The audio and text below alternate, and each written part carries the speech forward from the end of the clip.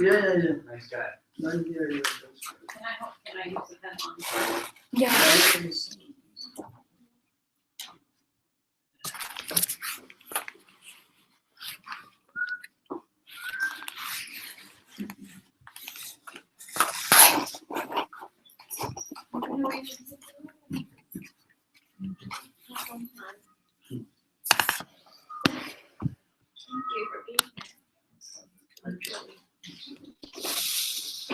How was the nikah? How was the nikah that you did?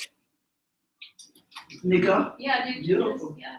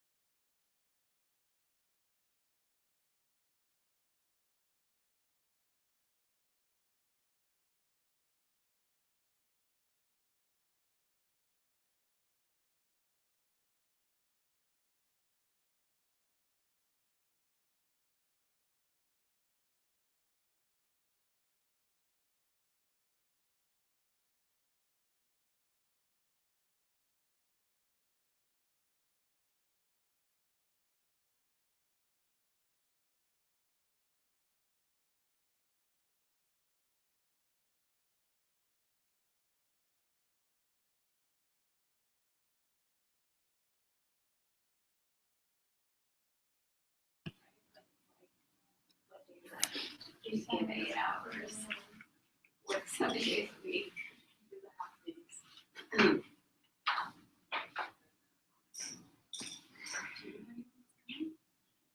From our group. No. Three was supposed to, she's not there.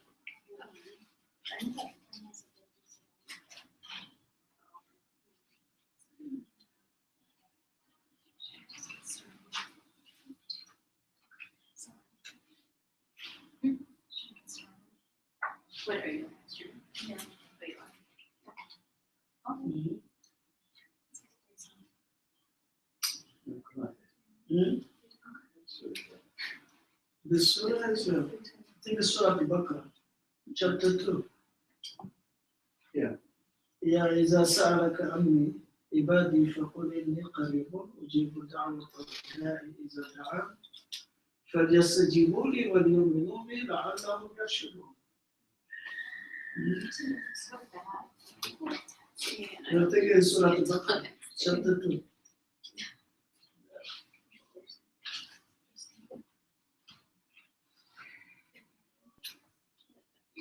Beautiful surah, beautiful ayah, right?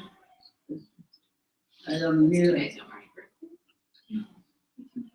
Put call on me and I'll respond to you. Wow. How do you catch up? It's been a while. I just skimmed through it. This is a conversation.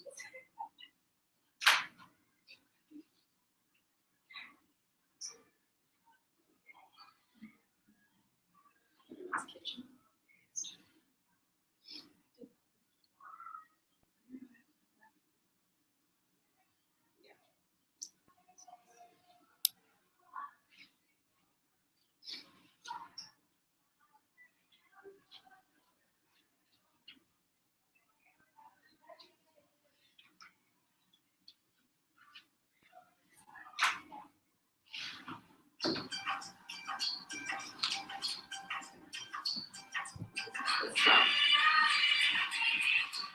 Trump and Saudi.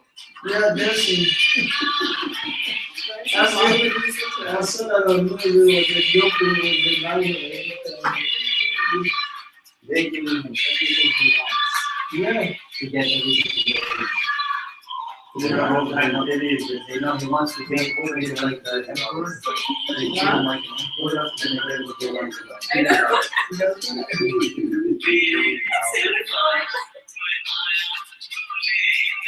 My eye after Scalene, that's really awful. It's annoying. This like it means like I'm here to take you. That's what that means. This is a famous song. Like a conquering Modern- hero. This is the Trump meaning the social. Yeah. Yeah, no, this is just this parody. Oh. Are you sure it's not real? Yeah, that's a parody. This isn't real? No. I mean, this happened, but that's That song in the background is. is a parody. Right, well, that's what I'm saying. It's like, You it's saw horrible the that it original says. one, right? Hmm? You saw the original one? No, I didn't, but it's horrible that the lyrics I were. saw it wow, but it was not coming across with. Because that wasn't a tribal Saudi song, this is a tribal Saudi song. It would be in Arabic, definitely. Wouldn't you know it was, that's it, yes. That's the word there, right? That's No the way. traditional translation.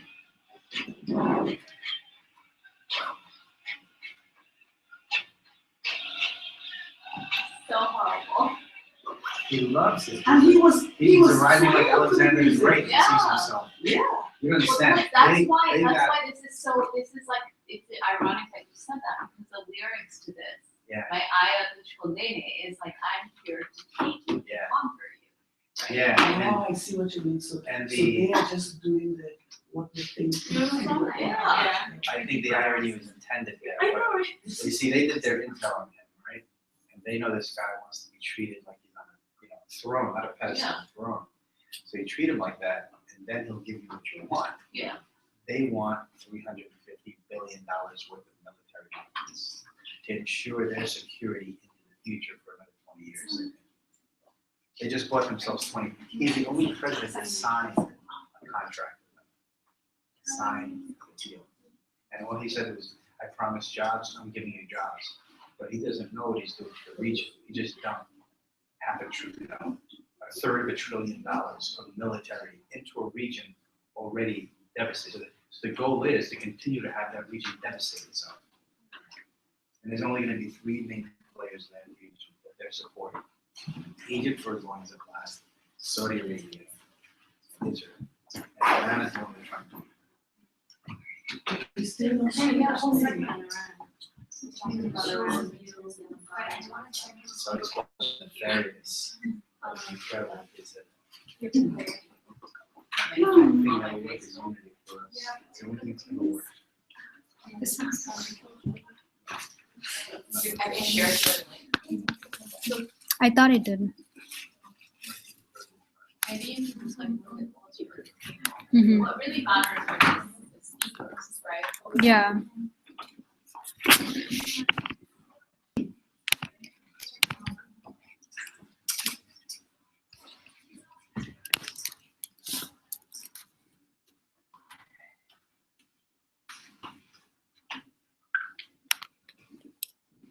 But someone's asking, will this event be live streamed or recorded? Yeah.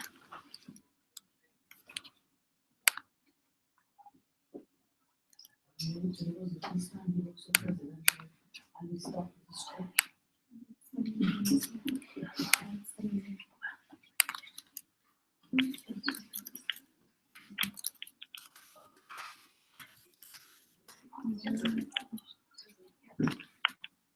you posted it? Yeah. Oh no. Laura? It's my icon on there. It's fine.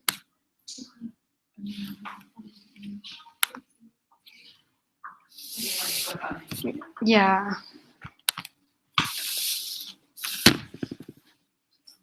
Oh, it's healing the human spirit. No, it That's should what be. all it means.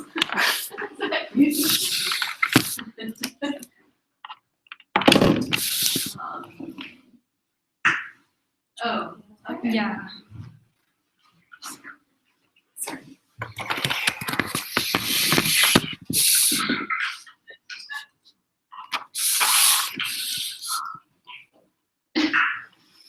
I think it's pointing to. You should point Okay. Can you do Zoom on that? No. That's me. Yeah, your camera. I don't think so because it's Oh, Yes, that sounds like from this meeting.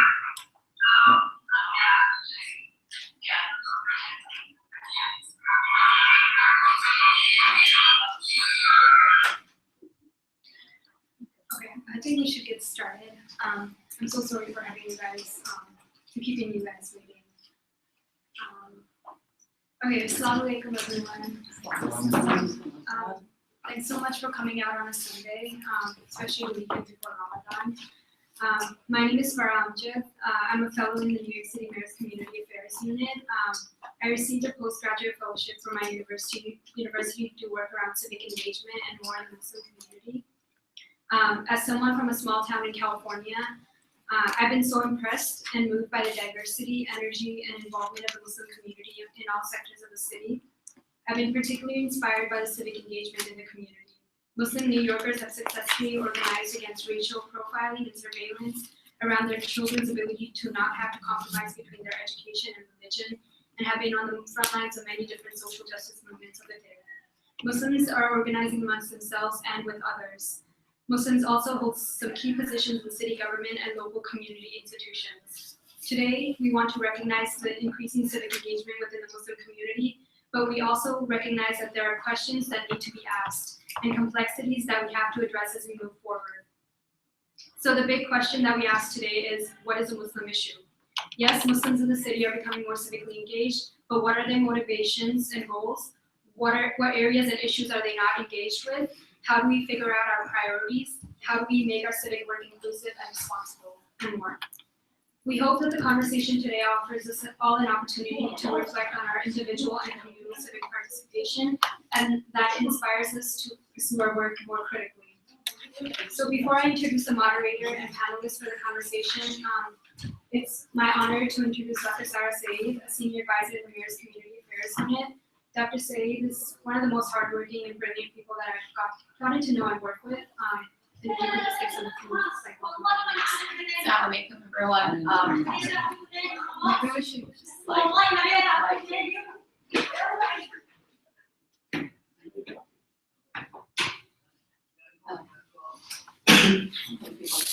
their way in here. So thank you everyone for coming. This is a really important conversation I think that we need to be having at this moment in time. because our communities are currently feeling a lot of anxiety, and we feel like we're being targeted in a variety of ways by different entities, whether it's, you know, governmental entities like at different levels, or, you know, in community tensions across communities. And I think it's really important to ask how we position ourselves, how Muslim communities and Muslim leaders position themselves in this environment, to think about what issues impact us as a community directly, and at the same time to be thinking about how we bring forward an American Muslim identity through our civic engagement, and what we are contributing as Muslims to the larger civic engagement landscape. So I'm really looking forward to hearing from our brilliant panelists, and I want to thank everyone again for coming here and being part of this conversation. Okay, so now I'll introduce the moderator and the panelist. Our moderator is Sadia Maliki. Sadia is a Bangladeshi Muslim American activist. Assalamu alaikum. Walaikum assalam. Hi, ma'am. How are you? Yes. Alhamdulillah.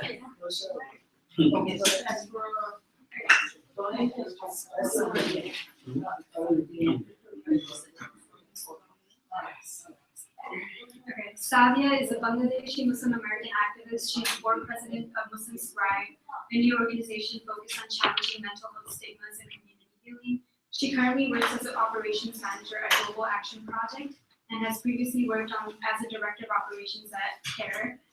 Sadia is also passionate about youth engagement and climate justice. She raises awareness about bullying and has previously worked directly servicing youth at both the YMCA and the New York City Department of Youth and Community Development. She has a BA in economics from Baruch College and was a fellow at NYU Wagner's Fellowship for Emerging Leaders in Public Service. Okay, now on to our panelists. First, we have Imam Soleiman Konate. Born in Ivory Coast, West Africa, he's been the head of the Masjid Al-Aqsa Mosque in Harlem for over a decade. He's also the General Secretary of the Council of African Imams Inc. and the Vice President of Harlem Islamic Leadership. Deeply involved in building bridges across cultures, Imam Konate leads the efforts to promote interfaith dialogue between Muslims and non-Muslims.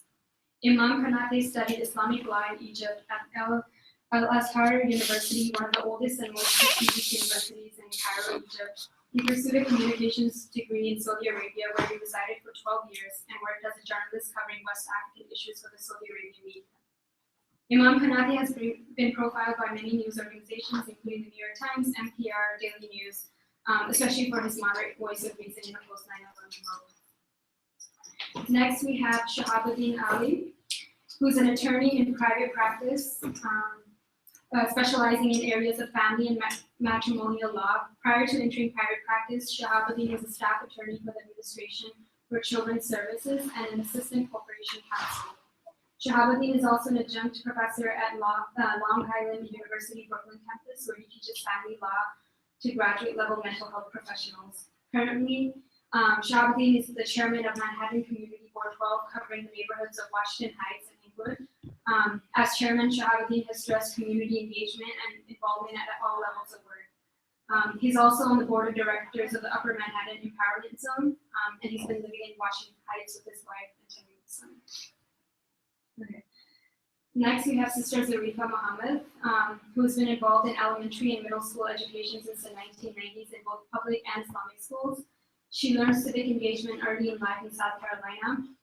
Her mother is a retired teacher, past precinct captain, and past president of American Legion Auxiliary.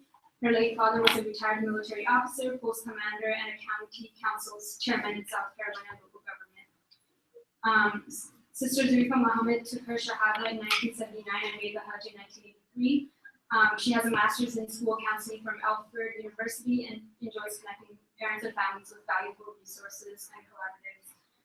In 1998, as a member of the Masjid Malcolm Shabazz contingent led by Imam Isaac al-Basha, she was privileged to attend the third international meeting of the Muslim Friends in Castel Gandolfo, Italy, joining a national contingent led by Imam Tadjid Muhammad.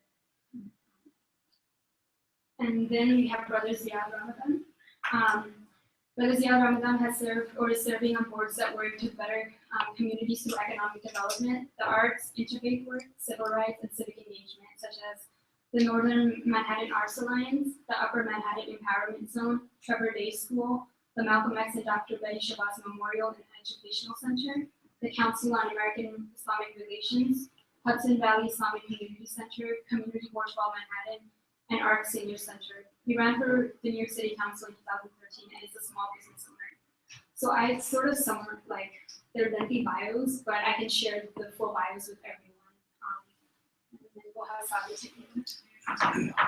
Oh yeah, and then sorry, we have one more person joining us, Bilal, Brother Bilal Kareem from the Southeast Queens Muslim Collective in Jamaica, Queens. If you want to share a little bit about yourself. I'll be very brief. I'm on a Jamaica Leadership Council formed by the Borough President, Melinda Cash. I'm also on Community Board 12, we've chaired for 8 years in South Jamaica, Queens. We worked on a closed profit campaign early 2000. We got $50-something million taken out of the budget, but it closed it, we opened it, and we focused on closing it again. The Close to Home initiative, some of the current things that we're working on is employment, our partnership with UPS, addressing the homeless crisis in the South Jamaica Queens area, and I also work with mental health, kids with mental health issues and behavioral issues. I'm here representing the South Jamaica, Southeast Queens Muslim Collective. Thank you. Thank you, Farah, for the introductions, and thank you everyone for joining us today. And to our panelists for taking the time to join us, and I'm very excited to start this conversation. While we have this conversation, one of the things that I want everyone to explore is what this topic means to you. How do you define the Muslim issue, and how do you think about what issues that we should prioritize, explore, and even question and challenge?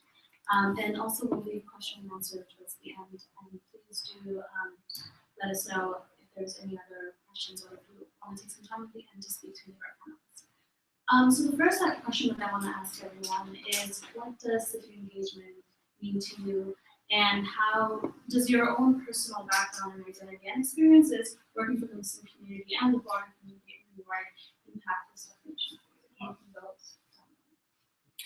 you? Sure. So, civic engagement. When you put it into context, I'm an American, and then a Muslim, and I'm an Arab. All the things that I am, but I'm here in America. And so civic engagement is I view it through the context of being an American Muslim. And my faith certainly impacts my work and my belief in bettering my society. There are many hadiths, and there's many places that we see in our Islamic heritage where it's written that you have to start where you are. You have to be engaged. You have to be engaged civically, as not only as an example, to be an example of your faith as something that is good, to be involved, to have a voice. Because the last thing that you should do, in my opinion, is go to a non-Muslim place, move to a non-Islamic country, and then stay quiet in an alcove and just have your own little new Islamic society or little community where you live. I think that's a big mistake, because people won't know who you are, what you represent, or how good your faith is unless you share examples of working with them. So to me, just as a general start, I think it's essential that and through my belief also that I am a part of society, right? It's a common and simple thought. And why should I not be a part of the general table, right? If I'm part of Manhattan, we have all these different beautiful voices and colors and peoples around the table, then why shouldn't mine be represented as well? And clearly, because of the zeitgeist, meaning where Islam and where we are in the world at this time, it's essential that people hear our voices. And the only way they can hear our voices is to get involved. And to get involved meaning to be part of your local community organizations, whether it be a policing council, community board, building of a garden, taking care of streets, in your area, being part of chambers of commerce. All those little tiny things add the voice of inshallah, a good voice of Islamic duty, right, into the community. And you also become the seed that kind of grows that community with the rest into the future.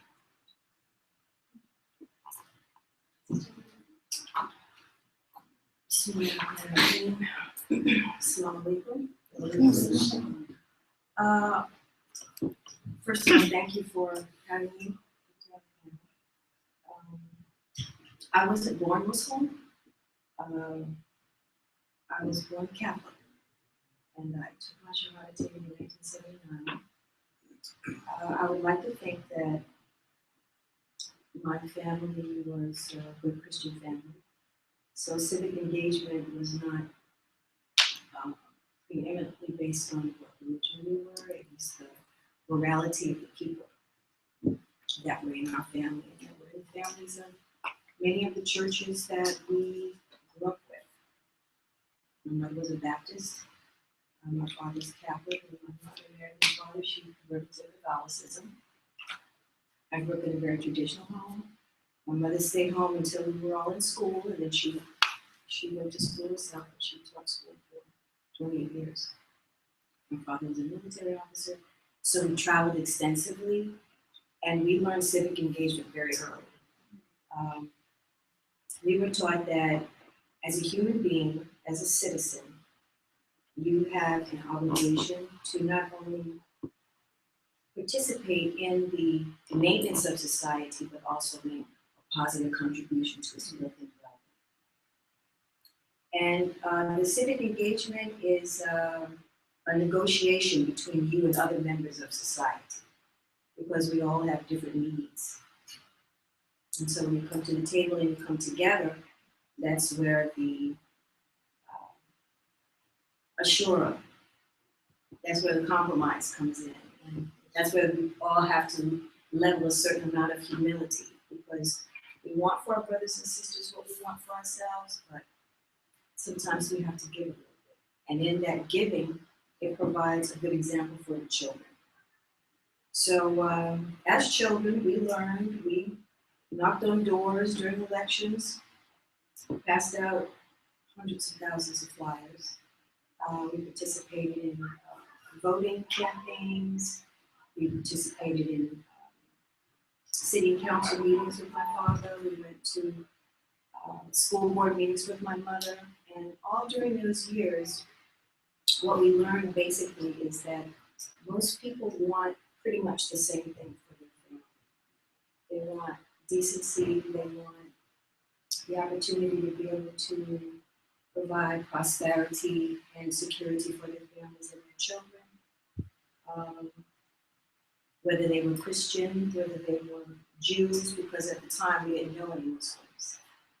We found that oftentimes, even though the discussion became very contentious, if there was mutual respect there, we were able to come to some kind of decent conclusion. As long as everyone was willing to put forth the effort and do what they needed to do in a form of civic engagement, then you would see the community begin to grow and flourish. So when I did become a Muslim in 1979, my level of civic engagement did not change. However, it was my responsibility to inform myself so that I could then inform my family members and members of my community of how close the mindset of Christianity and Islam really were. I was not interested in helping them to tease out the differences. I needed for them to understand that we could work together. Despite what the media might be saying, they knew me, they knew my family, my father and my mother. And they could see that my conversion to Islam only helped to purify the politics of the basic human foundation that I was given as a child growing up. So that's my general experience with civil engagement. My husband and I, who's here, we've shared that that foundation of civic engagement with our own children. And I've worked in public schools and in Muslim schools, and I've tried to encourage the parents whatever level they were, to be engaged, whether it's with their hands, whether it's with their mouth, or whether it's with the heart. Being engaged is very important.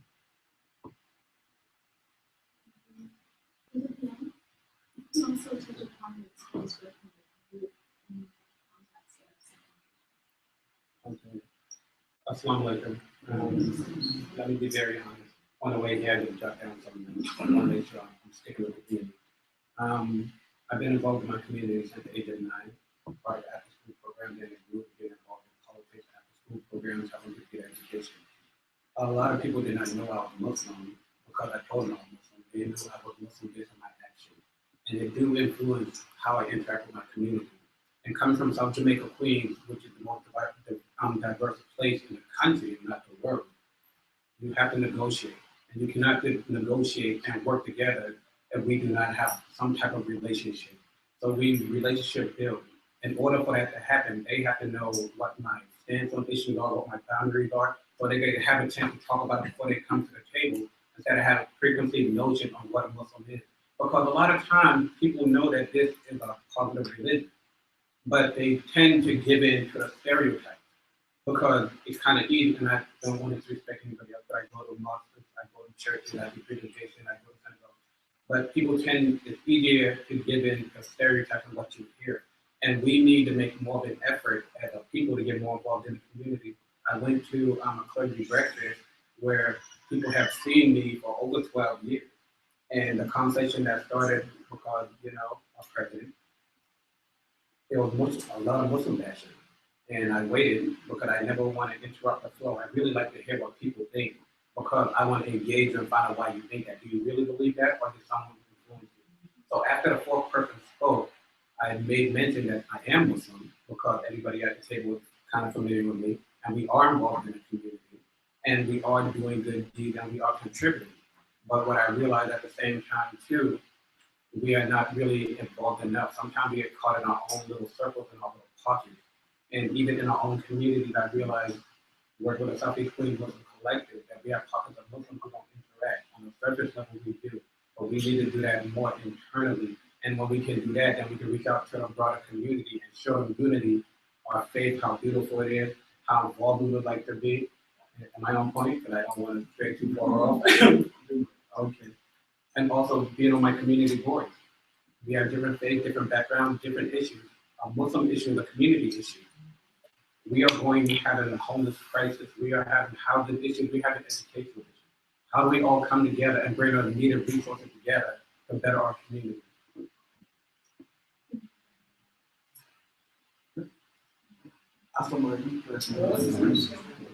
So I take a different view of this question, and this is why my participation is civic engagement, right? Because we can do as much as we can for ourselves, but that's not enough.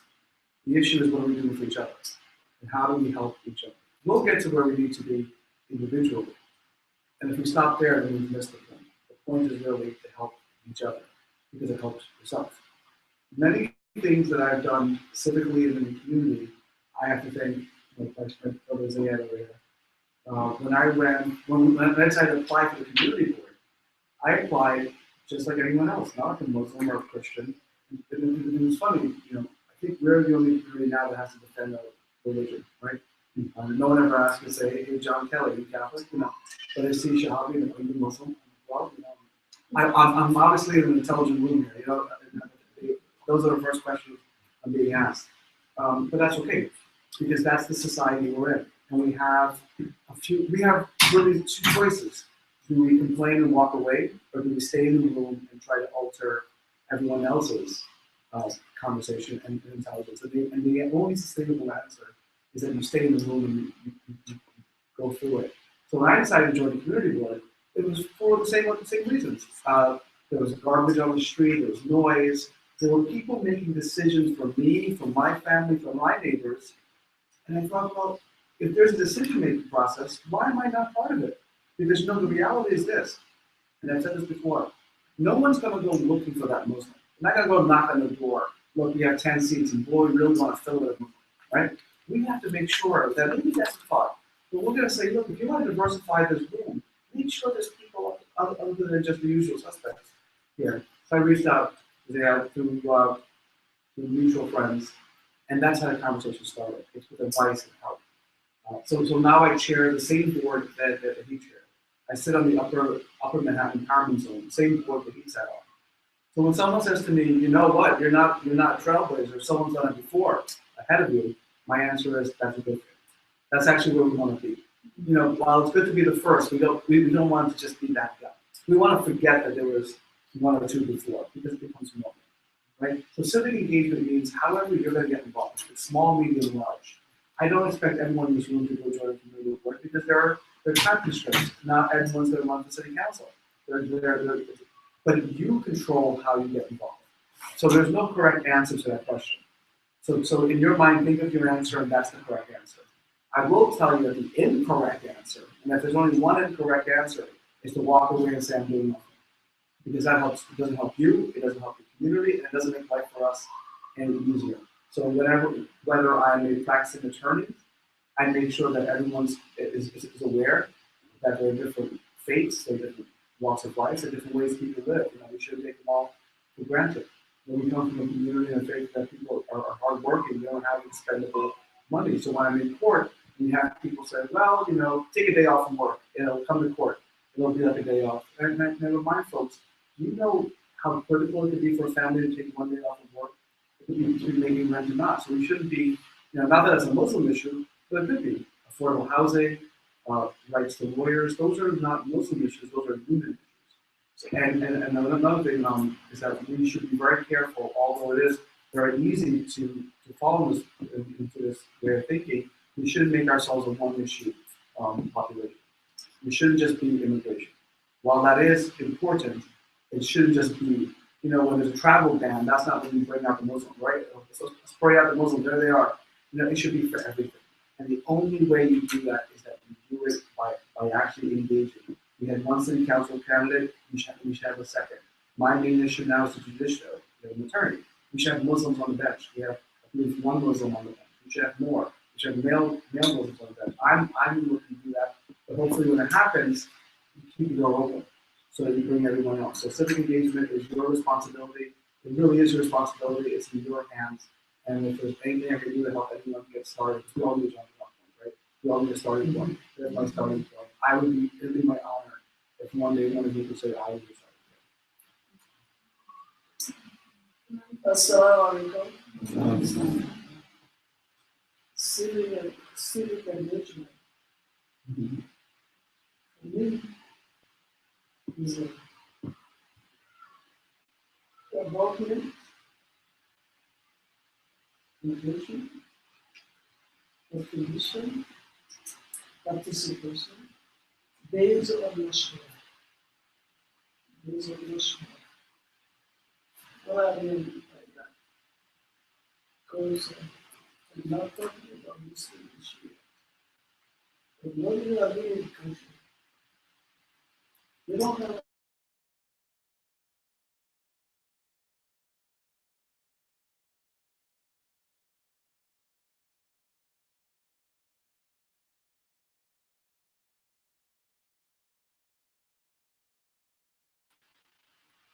your hijrah can be because of money issue economy, can be political, and other stuff. And to make a state successful, you have to engage yourself. Because you don't want to be the victim of the system. That's why Allah says, if that's not against you, if you help Allah, how can we help Allah? And He's the creator. It means that you know what? If you help the one of my creation, you are helping me. If you do that, I will help you.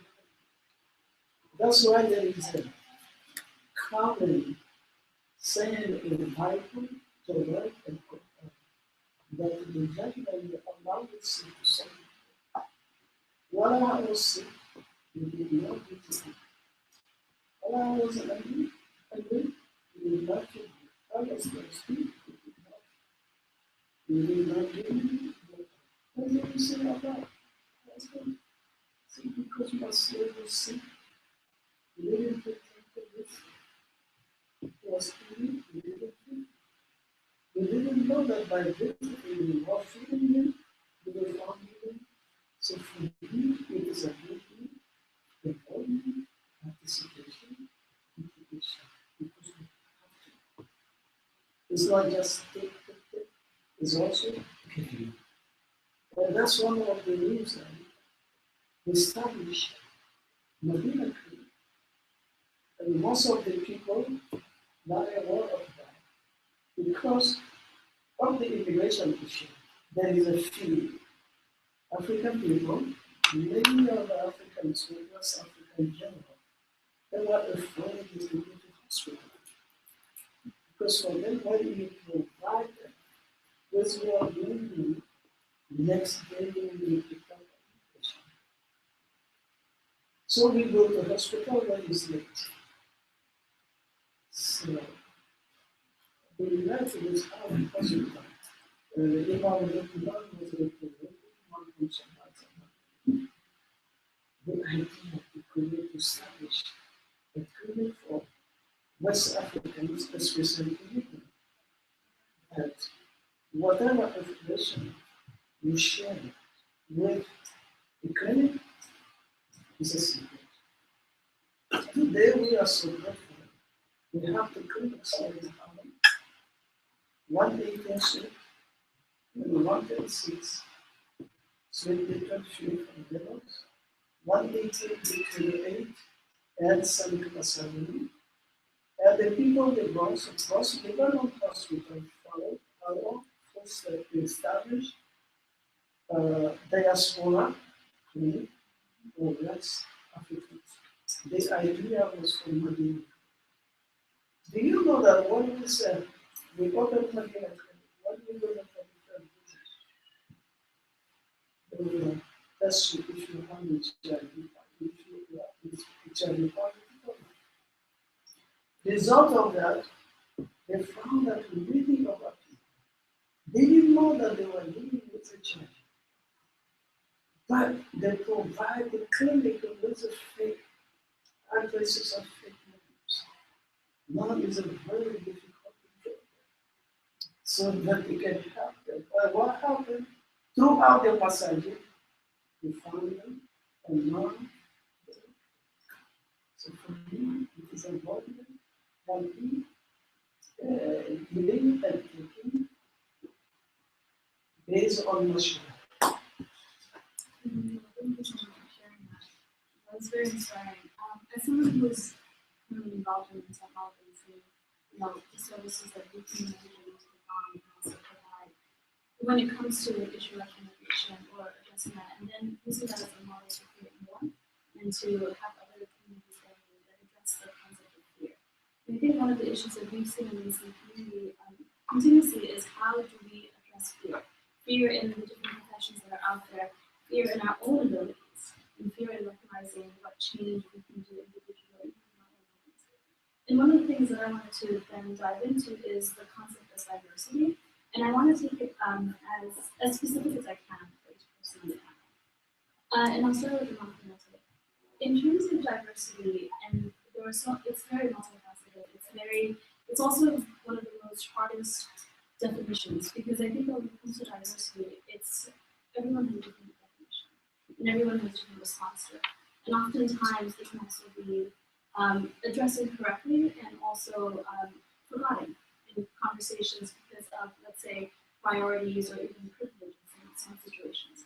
So in the concept of your community and also your background in journalism, how do you see diversity in voicing our concerns, in making sure that when it comes to a larger conversation of journalism, of communications, of the media and how we're represented, how do we make diversity and voices of those that are unheard, even those, let's say in the West African community, even largely in a lot of South Asian communities, where English is not the first language, where they aren't given any services because a lot of institutions don't understand that many cultures and communities simply need language services before they even need something else because they can't understand the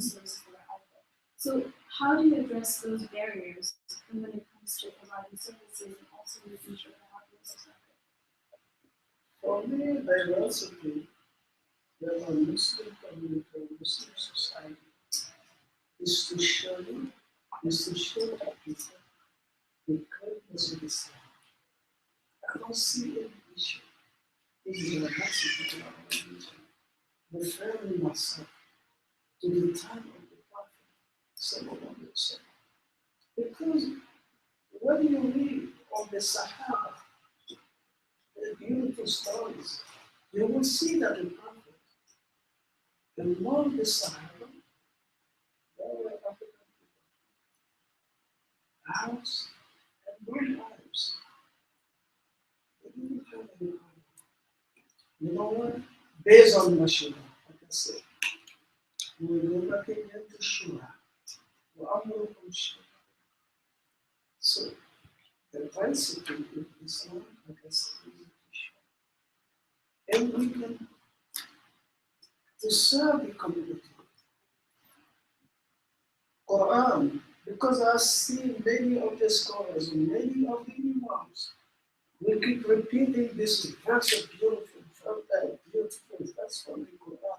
إنما المؤمنون إخوة فأصلحوا بين أخويكم. We are single brothers. When we come to preaching, we are single brothers. Let us help one another as Allah mentioned in the Quran. If we find what Allah said in the Quran, based on Shura. We have the rest because the Quran speaks to Chinese. Quran speaks to Arabs, to Africans. When you read Quran, you find yourself in it. You think like it's Islam, it is not religion. So, this is the globalization of our religion. Based on that, the diversity is not a problem to me, but to serve the community. Let us remind each other. It's about the unity in our deen, because Allah says to Prophet in his companions, do not be divided. When your force will go, then people will come and notice you, as we see here today in America. We victimize ourselves. We victimize ourselves if we are united. That's the reason Allah subhanahu wa ta'ala made an obligation for us to go to Mecca. Because you see everyone is speaking same language. Oh, Ya Allah, Ya Rabbi, Ya Ilahi, Ya Rabbi. You see that Islam is for everybody. So let us be united. We will serve our community if we can do it. So in your field, you're in the legal field, and also you're a professor and you work with, family law and, in the legal field. But you also spoke about leadership and finding a role model in our communities in the context that we do. So in this climate, this political climate, when there's a very big need for, let's say, knowing our rights, and this goes back to generally about the concept of knowing your rights. If you don't know your rights, how do you if you don't understand your rights, how do you even follow them? How do you exercise them? In this concept of diversity, how do we ensure that our community is aware of their rights in family, in immigration, in in civil rights and whatnot, when these barriers are there? And for instance, let's say for a family, their oldest priority is services to a child. Let's say they have a child who has a medical condition, and because of this healthcare concern that we have, they can't get those services. So for them, they can't even think about missing them, even let's say travel issues or some other, because their biggest priority right now is their own issue. So with that and the conversation of social economic diversity, how do we bridge that connection and understand the needs individuals that we have when it comes to the greater community? Right. So that's a good question. It's there is being involved in local government, local politics. You get to see sort of like the inside workings of how things happen. You get to see budgets. You get to see what's available to communities. You get to see what groups are out there servicing. And I will tell you that there's a lot out there. There's a lot of money, people, oftentimes complain about cuts and money not being available. There's a lot of money out there. There's a lot of services out there. There's a lot of groups out there. So there's no shortage that way. There might be particular shortages at every some time, but they're still out there. And there are people who know that they can, there's certain parts of our society that they know they can go and receive certain services. So the first part of that answer is, how do you instill the confidence to walk in and ask for the services, right? Because what the Muslim community is having now is the lack of confidence. So forget about the service part. The service part's there, right? And then if the conversation has to be had about more services, better services, well, that's a sophisticated conversation, not one, right? The first step is, do I even know I have the right to walk in and go? Something that Sister Sarah mentioned the last time we spoke together, one of these groups, is the municipal ID card, the IDNYC. You can walk in there, you can apply, the confidence to open the door and walk through and say, I want to apply. Where's the application? Let me fill it out. I have to type my system. That, folks will stay away from that. At the community board, we have workshops, right? But we have workshops in smaller groups. If you already have a group, now this is all great. What I'm talking about community boards and activism and getting there, attending meetings, it's all wonderful. But there's a recognition that if you have a family who fears that if they go to this meeting, they sign in, and that role is taken by immigration, next thing you know, they're staying home. They're saying, look, between those choices, I'd rather not get deported, you keep your meeting, right? So we try to do it in smaller batches. We try to find ambassadors. So I know I have the confidence. I know the imam has the confidence. So I say to the imam, you go and find people and tell them it's okay. These services are in the language that's acceptable and a language that's comfortable and familiar, right? So we do it in small batches, not big batches. So the first step is reach the vulnerable population, reach the ones who don't know, and then tell them with certainty and with your own confidence. I would tell you, this is a list of things you can apply for and get without being in trouble, right? Or at least having your immigration status pulled. So it's the first step is figuring out confidence. So we do that at the community level. We reach groups, not just Muslim groups, but just immigrant groups. In this day and age, immigrants are easy picking, right? We have employers who harass immigrants and say, if you want overtime, that's great, and then they make something up, right? I will then send your name and address to the federal authorities and say, we're reporting you overtime. And then the worker says, okay, fine, no overtime. We actually had that happen to a chain restaurant up in Manhattan where they were withholding.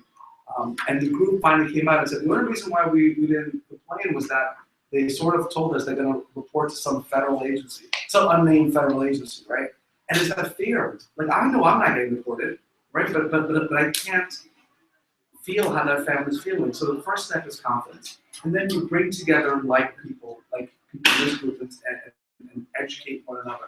So community education is great. And I can tell you, as the day is long, my brother Harold said, the services are there for us. And if we don't reach out to it, folks are not going to knock on the door and say, here's your services, here's your money, here's everything. After school for children are there, free after school, free education, free schooling, free tuition. I mean, it's just amazing of what's available. But we're just at a vulnerable point now that we don't know if we can get. So I say, as much as you can tell somebody, everyone in this room has now been anointed an ambassador, a community ambassador, right? Add that to your resumes. You're now a community ambassador. You go out there and you reach out to 10, 15 families and say, these are the things. And the city, and I think there's a list that we can give out about free programming that won't have that immigration implications. And then you do it. And that's the way you can help. So I'm going to ask you, I guess, a little bit, just shifting gears a little bit here. You work in one of the most diverse communities, and also as a fellow Queens resident, I live in Astoria and I see the diversity there. But it's also changing a lot, right? A lot of gentrification is coming in, already has. And so a lot of the issues that are in my community that were there 2 years ago are completely changing now based on the need for parks and dog parks and all these things. But you also work with youth, and one thing that I know from working with youth is that their priorities are very different from others, even in the context of just in that age range. So middle school kids have different priorities than high school kids. And nowadays we see the impact of social media and how if you don't know social media, you're Muslim president. So in the context of social media and how it's so rapid, one thing that's in social media that's trending that changes the dialogue. You know, we've seen social media change revolutions. We've seen social media also cause bullying and harassment and all those issues. But we also have seen social media change. We've seen social media in the context of what Instagram does, what Facebook does, what Twitter does. Each of them have their own different networks and services. Now, working with youth, working in the community that you do, how do you take into context the diversity of social media, the diverse needs of each child and their priorities in your work? And how do you also continue to inspire them? And I think that's a big question, is that our youth need inspiration right now. They need role models, they need someone they can go to. And sometimes they don't have big brothers and big sisters to go to. And I'm guessing you, of course, serve as a big brother to many. So how do you do that in this diverse community? Well, let me start off by saying, your first statement when you said the community changed and the issues changed. The issues don't really change. We tend to focus more on something we think has changed, but really the problem is still there. Second, when it comes to young people, we have the wrong spokespeople. Somebody might think something is a trend and they want to point them into the direction. They say, here's what all young people care about. And social media pretty much is a copycat type situation. Somebody talk about this new thing, wrongful or whatever it's called, the dress code. Now that, that's the topic. Somebody talk about, politics, that's the topic. Nobody really doing research. It's like follow the leader. One thing that people have to understand about young people, that they want to be like us. They want to be successful. They want to take care of their family. They want to do everything that their predecessors have done. But they do not have access to the resources, or they do not have, I believe that's what you were saying, the courage to say, I don't know. And I'm not that much older, but being a little bit older, I identify basically what's really being said. Because sometimes you have to put your foot down and say, I'm not going with the trend. I know what I'm hearing, I know what I'm seeing, and I'm hearing it with you. And as much as it bothers you or makes you uncomfortable, because change do not happen until you're uncomfortable, I identify this and how do we address this problem? And I don't call it Facebook, I call it Facebook.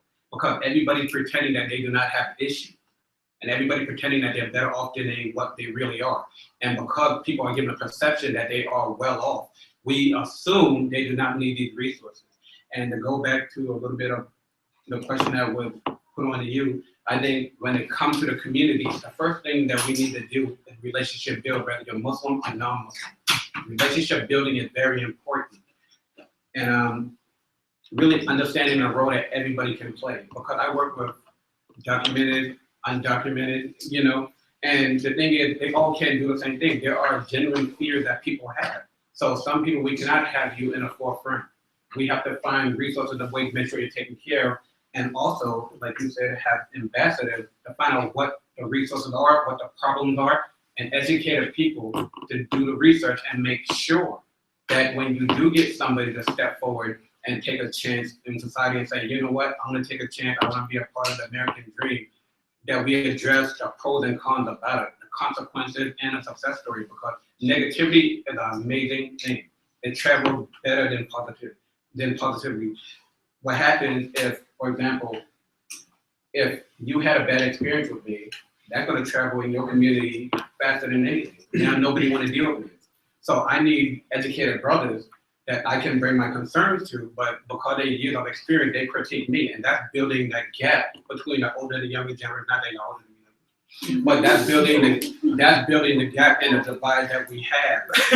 And I look forward to work with anybody who can help us better our community, but also at the same time, we also have to pay attention to the young and give back to them. There are a lot of people who just struggle, who do not want to be involved in anything, not because they don't care, they've been hurt so bad. And the worst person to try to help or repair is somebody who feel that they've been damaged, but they cannot come back, whether you're Muslim, who feel like you sin and I cannot come back to the community, or you're somebody who say, you know what, I'm walking away from the church because I've been looked down upon. These are real issues that people are not talking about, and slowly but surely they're coming to the forefront. But our job is not to guide them in a direction that we personally want. It's to help them find a way so they can contribute to society in a manner that they feel fit to better everybody. Did that answer your question? Okay. This is Aretha. First of all, I want to speak upon your field, your experience working in the education field, but also as a sister, you know, a sister on the panel. So in terms of education, one of the things that I've noticed in education is that there is a division. You know, we have certain schools, and you know, we have charter schools and private schools, and we have some schools that honestly, depending on the community that you're in, depending on where you live, the neighborhood you live, that's the only school available to you. And so, for instance, there are some schools where there's so many after-school services, so many programs. I visited a school in Jericho, and the community, the services they had there for the youth was magnificent. And they had after-school programs, scholarships, all these programs. And then when I went to go visit a school in more of a less affluent community in the Bronx, the biggest problem they had there was that there was violence in the community, or even in East New York, seeing what services they had there. So we already in New York City, we see a division when it comes to education services based on where you live, and based on some of the services that you can provide. And for some, there's even a high situation where some families, they are unable to even financially provide for their kids when it comes to college services. There's barriers when it comes to financial aid, there's barriers when it comes to this discrimination in the school. And we've seen oftentimes, even when I was working in care, that sometimes, you know, what our youth are taught in school, or even the curriculums that are given to them, are biased in that sense, or they're not given the proper curriculum or education services, or they're even in the situation in care. I remember there was a time when there was a child that was bullied just because he said a certain word that was, you know, inflammatory, or the teacher discriminated against them because of his faith. And in those contexts, how do we ensure that the diverse needs of each child, depending on the communities they lived in, or even their own family backgrounds, are addressed, but also in the context of sisters? You know, we see around the world there's this high need for global education for young women, and because oftentimes priorities of young women are much more, they're shifting, but they're also forgotten in some contexts, internationally and also, you know, nationally over here. So in this context of education and women's education, how do we ensure the diversity is not there? It's a very big question. That's a very loaded question. Loaded question. So in terms of education, you know, how do you yourself, your own experiences, ensure that the education needs of our communities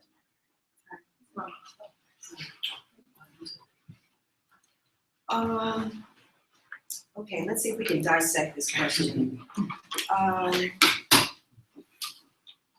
One thing that's very apparent to me in the years that I have had the opportunity to work in primarily elementary and middle school educational environments with families and children,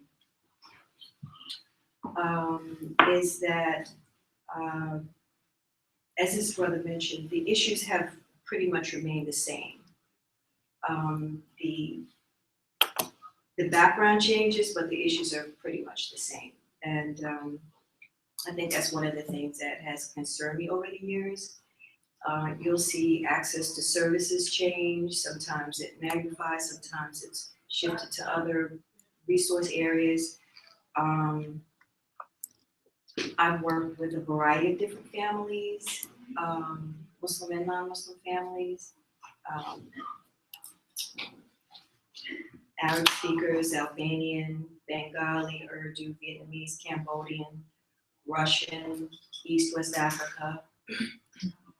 And one thing that I have found is that families are not so much interested in whether or not you are of their culture. They need information. They need resources.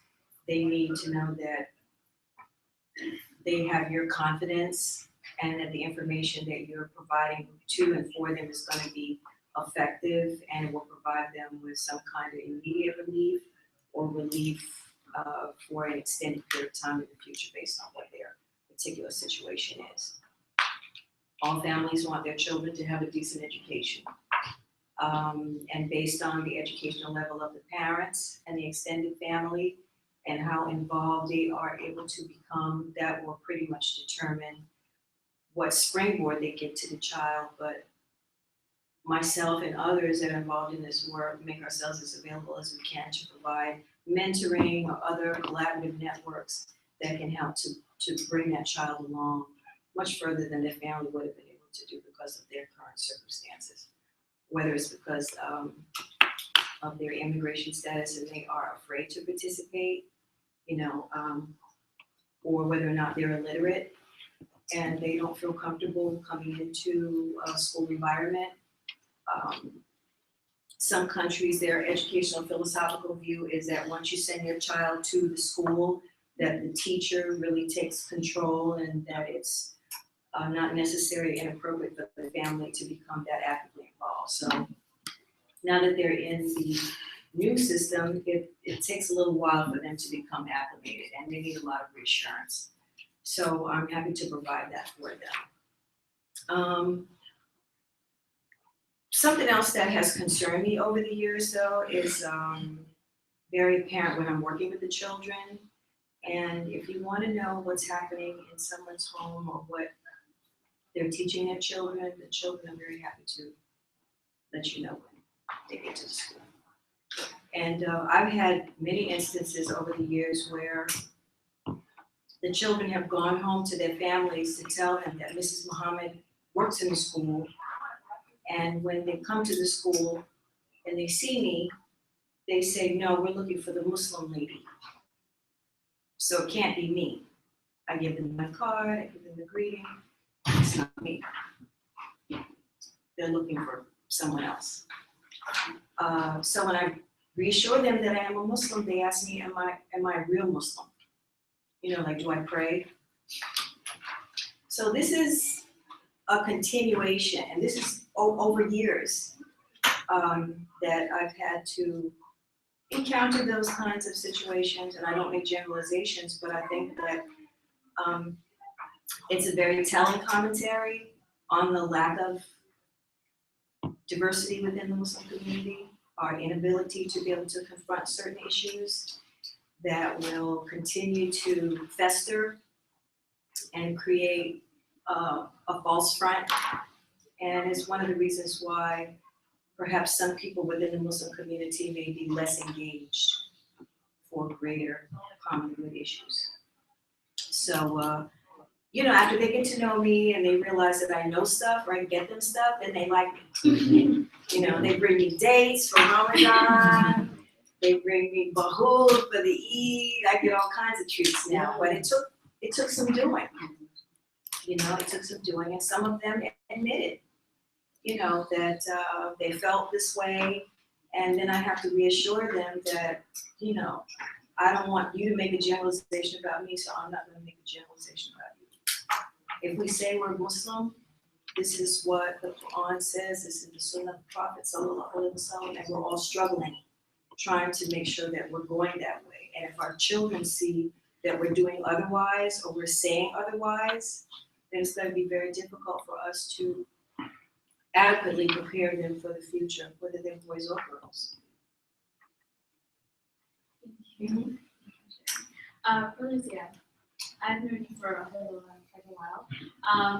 And one of the things it's a big elephant in the room, is the election. And our president coming right now, and today we had him give a speech on Islam. It was called, Trump is going to deliver a speech on Islam, and he spoke to leaders around the world. What he did differently than President Obama was President Obama spoke in front of activists and community and everyone, but President Trump focused on leaders. He focused on just world leaders and giving their, insight and advice, and you've seen a lot of leaders also speak as well. Now, your experience working in politics and your experience also working on these different community boards, different organizations, and overall, so many different types of communities in the Muslim community, how do you address this idea of fear? Our community has been hurt. Our community, we've seen throughout the election, there's been a spike in hate crimes. Every time there was an announcement, every time there was changes in the election, there was a spike in hate crimes. Kara reported a massive increase in hate crimes, mosque vandalism, sisters being attacked. We've seen a lot of that, not just in New York, globally. We've seen it globally, we've seen the spike in that. Now, with that in mind, how do you reassure this concept of hope? And how do you, with that tool of hope, inspire our youth, our moms, our dads, our imams, and everyone involved to be leaders and to address their diverse needs? I wrote a word down here before you started asking the questions across the board, because I believe it's the glue that holds America together. And I believe it's the foundation of what makes America what it is when it is working good. And that is the Constitution. The spirit, not how the Constitution was not written to be equal for everybody, apparently. But the spirit of what it was, of how it was written.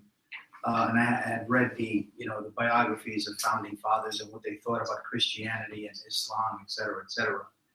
I really believe to speak to, I've gone into every single community, whether it's Shiite and a variety of people, Shiite, Sufi, Sunni, and different colors, different cultures, languages, and they're all beautiful.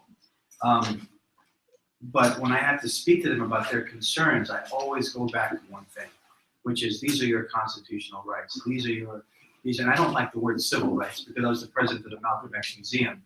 And civil rights means, the rights in this land. The civil rights of Mexico are completely different. So does the black man have to change the way he acts in America as opposed to Mexico, as opposed to Canada, as opposed to everywhere else that you go to, right? You don't want to treat diversity that way. And Malcolm X used to like to use the word equity. Equity is not equality. Equality is I give you a school, I get a school. I mean, the schools could be completely different, but you're getting a school and I get a school. Equity means I'm giving you a school made out of 1,000 red bricks, and we're getting a school made out of 1,000 red bricks or steel curve, and they're exactly the same.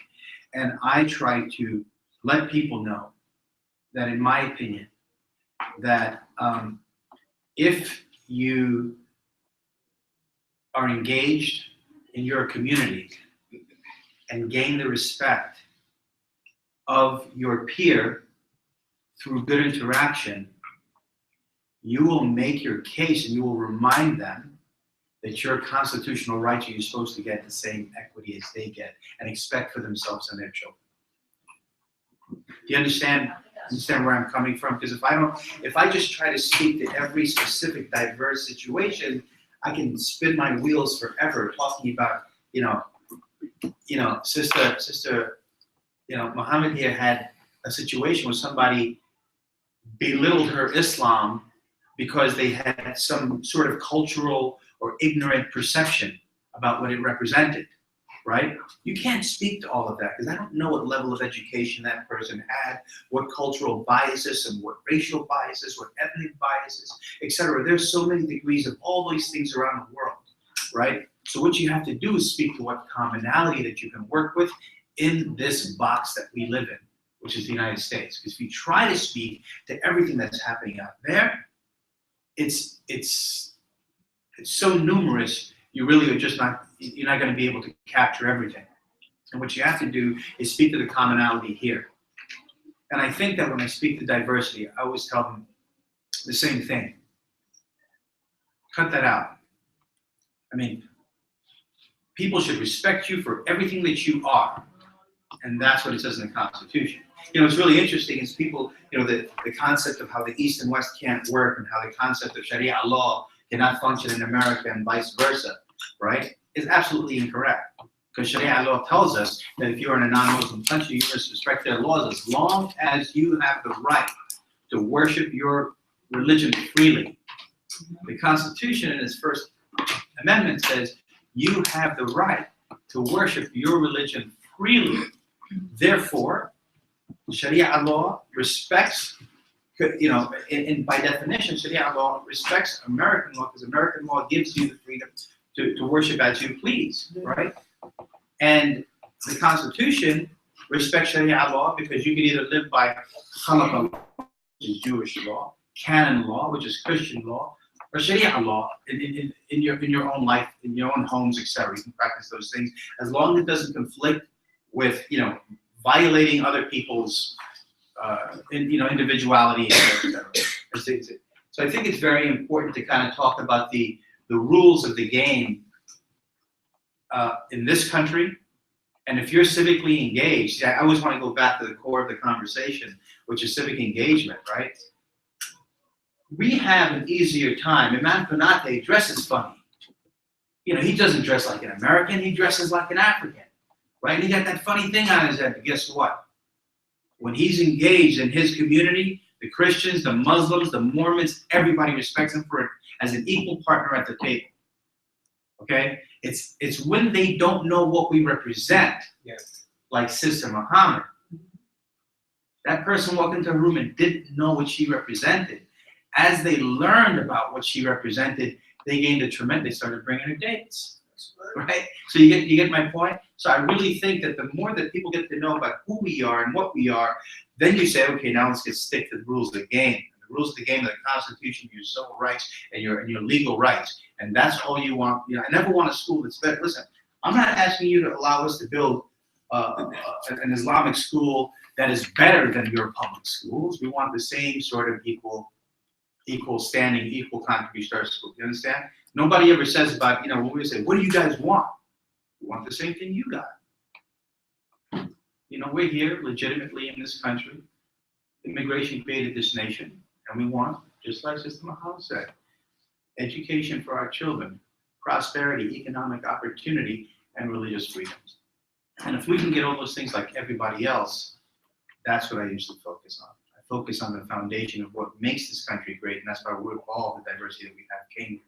Because we were missing some of those other factors in the countries that we came from, unfortunately. And now that we're here, right, we have to be an effective part of this community and nation. And that's the way to do it. I'd like to comment. I have a very strong feeling about the lack of diversity within the Muslim community. First of all, I'd like to say that slavery built this country, not immigration. The United States had 400 years of free labor. And that was on the backs of my ancestors. When immigrants did come, whether it was legally or illegally, there was a foundation there for them to work on. So that's a conversation for another.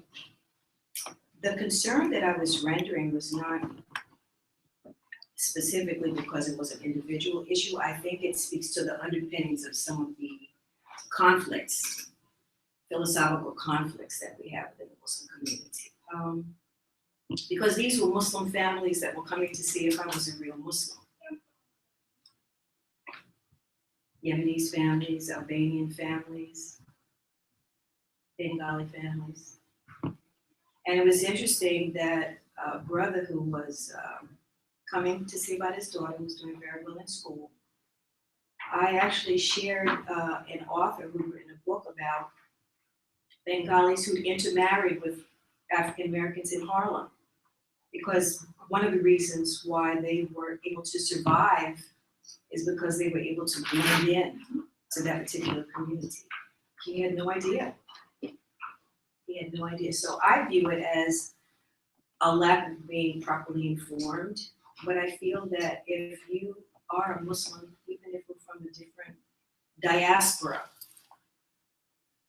that, you know, whether it's Muhammad Ali, Shafi, Maliki, by pants here and down, you know, there are some things that are common to all of us. And if I see a Muslim that needs water and they're from China, I don't need to have a provocative intellectual dialogue with that person. I give them water because this is what Allah subhanahu wa ta'ala says that I'm supposed to do. So I feel there are very basic interactions that we should have, and then we take the time to learn the other cultures. Because the culturation is what separates us technically separates us. But if we're Muslim, there are certain basic things that we understand. Allah is God, and Muhammad is the messenger. So that's a very wide net. You can throw that net and I can get in there.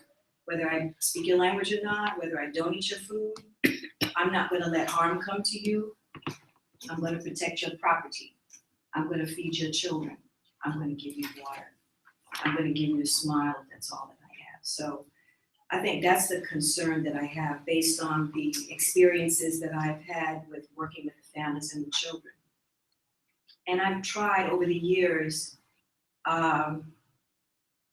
to temper or wane some of their concerns because, you know, I'm an American.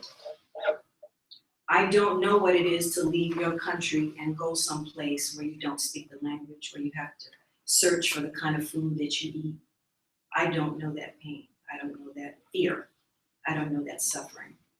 But I feel that if Allah subhanahu wa ta'ala blessed you to come where I am, then I have to be of service to you because you're a traveler.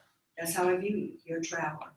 So anything that I can do to facilitate whatever it is that you need, I'm going to do that. And if that means to help you to be informed that Allah is Azawajal, I don't have to live in Makkah or West Africa to be a Muslim.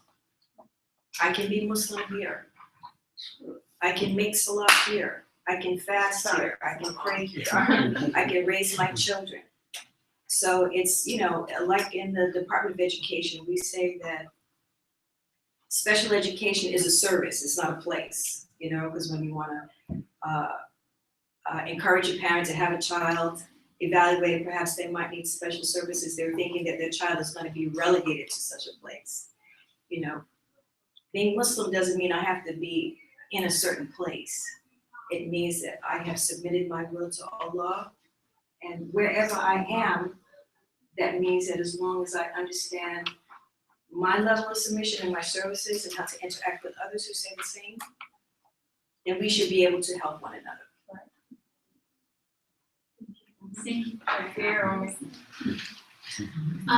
thank you to all our panelists for answering these questions and personalizing as much as possible the examples we've given. And I hope those that have just joined us or throughout the conversation, one of the things that I asked in the beginning was to really think about what the topic means to you. What is a Muslim issue? What does civic engagement mean to you? And what does diversity mean to you? And just from the conversation we had over here, one thing that I can just add to it is the importance of having conversations with our community. And not just, your neighbor who goes to the same mosque as you, but the neighbor that goes, or the friend that you meet that lives in Staten Island and you live all the way in the Bronx. Talk about your different communities, understand the different communities that make the Ummah, but also go back to the prophetic education of it. I think that oftentimes, they're in the activism field, there is a need to act, there is a need to provide service. But the dawah aspect of it, the understanding of the siyar, the understanding of the hadith, especially in this time of Ramadan, we see, alhamdulillah, this ability for people to experience Ramadan together, to share, to worship, but also we see divisions. I've seen it. I've gone to a mosque where there was one time I went to a mosque and they turned me away because they didn't have space for a sister, or because the brothers were doing itikaf upstairs and I was bothering them, just being present in the mosque. Or just being Bengali, I didn't understand the Jummah at all, and I couldn't even question it because of the language barrier. Or just sometimes you go to some mosques and they have iftar ready, and they have for fundraising, they're able to raise so much money for that mosque to go to school or go to center. And other mosques, they're fighting the community board just to stay alive. And so we have these different issues in the community. But when I ask myself, what is a Muslim issue and what can you do? I say, do it. Do whatever you can. If that's just going on social media and posting that, hey, today we have this issue, can you just come up and meet? With the organization that I work with now, Muslims Thrive, we saw mental health as an issue. We saw that mental health was not being addressed, and we just met. And we said that let's try to do what we can, but first let's have a conversation. And that goes back to us. Working with youth, I know that youth deal with a lot. Especially sisters. We're dealing right now with the crisis of just fashion itself. There's so many different hijab styles and different bullying when it comes to the way that you look, or the way that you speak, or the way that where you go to school and what services are available to you, or even in the concept of marriage and those issues. But then again, you ask yourself, oh my goodness, the president's saying this, or my mosque is doing this, but why aren't they talking about my issues? Why aren't they talking about what impacts me and what I can do there? So then go and start something. Start a youth group, just have a meeting with them, talk to your local imam, but don't neglect the unity between the mosque and ourselves. Because the mosque is supposed to be a safe haven for us. The imams are supposed to be our hope system. So let's go back to our moms, let's go back to these organizations and say, hey, I have a concern, how can you work with me together? And with that, we build the unity. We're in a time right now where there is so much division is being created more and more by the political climate. But in order to understand that political climate, we have to first be involved in politics, get involved, know the political system, find our role models, talk to our youth leaders, talk to our activists, understand the communities, get involved in education, and go back to our imams and our leaders and Hadith and Sunnah when it comes to what are our rights. So with that conversation, I wanted to ask everyone over here what questions you have. We want to open the floor to question and answer. If there's anyone here that has some questions for any specific panelist, or even for the generally for all the panelists, please do share any questions you have. Yes, and if you can just say your name. My name is Rashid. Actually, I have a question in terms of voting. I've been in this country more than 9 years. I never vote. I don't even know how many elections are there, where to go. Also, I'm asking myself a question. How is it going to benefit our community to vote? Why should I vote? Should I vote if we have two persons, Muslim and non-Muslim? Should I vote for a Muslim even if he's not qualified for the position on this? I'm just...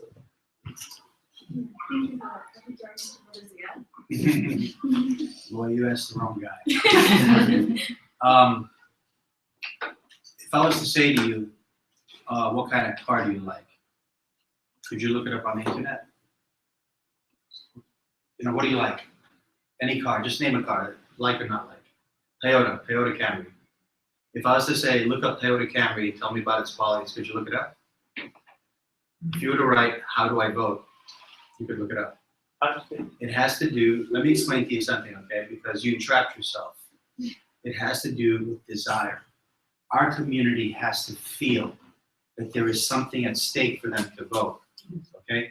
Unfortunately, even when something is as strong as a guy named Trump, who's saying all these horrible things about Muslims, might become the president, if you don't vote, guess what's happened? We still are not voting at bigger numbers. So my point is, and if you've been in this country for 9 years, and you know, you have my 18, I said, the sisters here have heard me say this in Queens. My son, when he's 18, he's 13 now. If you were to say to Tarek, when you're 18, what did your father promise to give you as a present? Voting registration card. Right. And I'm going to tell him that the law allows you to register when you're 17 if your birthday is by the time of elections. You understand? I'm even trying to find a way to cheat to get him to vote. Because what V word have I been using all day long in this conversation? A voice. A voice. You want to have a voice about a candidate? You want to have a voice about the potholes down your street? You better be registered to vote. Because politicians will take your money as a contribution any day, but they see on their list, what's your name again? Rashid is not registered to vote. So all I need from him is his money. And then whatever he asks me for, I don't have to pay attention to him because he's not going to affect my presence in this seat. You understand? The reason why, and let me just give you a couple of quick examples, right? The reason why older people get the attention of politicians and why there's so many senior citizen centers around New York is because young people don't vote. Older people vote over 50 percentile. Young people vote under 20 percentile, right? Do you see any teenage centers around New York? A lot of them? No. They have to be inspired to be built by the community. People saying we need our kids to go somewhere. Are the kids the ones rallying? Have you ever seen a teenage rally through the streets saying we want, you know, a gym and an art center and this and that? I've never seen it, right? And I'm saying that the youth must understand that they're leaving a lot at the table. And unfortunately, so many people don't understand the value of the vote. The answer to your second question is very easy. No, you don't vote for a bum no matter where the bum comes from, okay? You don't vote for a bad person no matter where the bad person comes from. As long as you know that that the other person is gonna serve you and your community better, because what I spoke about earlier today in community engagement, right, is we all have to be in this together to better ourselves, our families, right, our communities, our city, our state, our country. Okay, you have to view it that way. If you only want to view it, the biggest mistake that we make, right, and Muslims make this, listen, Arabs voted for George W. Bush the first time around because they thought his father, George, H. Bush, was good friends with the Saudis and he would take care of the Middle East. They didn't think about what George Bush would do to America. They just said, this is good for my country, wherever I come from. And guess what? They weren't happy with what he did to the Middle East at the end of the day. That portion of Arab community then didn't vote for George Bush the second time around, right? But my point to you is, you have to think about why you're voting. And everybody makes and people, listen, it's just human nature. People are one issue, two issue tops. One or two issues is what, the Christian right, they'll say abortion, gay rights. I'm not, if you're for that, I'm not voting for you. I don't care if you're the Messiah, I'm not voting for you if you believe that that's what the thing is. Okay, that's it. If some people say Middle Eastern politics, they go, oh, I know people. I know Arab Muslims, I know all sorts of Muslims. I know so many, but I was shocked at how many Muslims voted for Trump or wanted to see Trump win. I was shocked at how many. It was more than Bush. I said, why? I said, all he did was say everything about you is bad. That he even wants to throw you out of the country potentially, or relatives. And they just said, I think he's going to change things where I come from. Can I take a crack? So at the end of the day, voting is essential.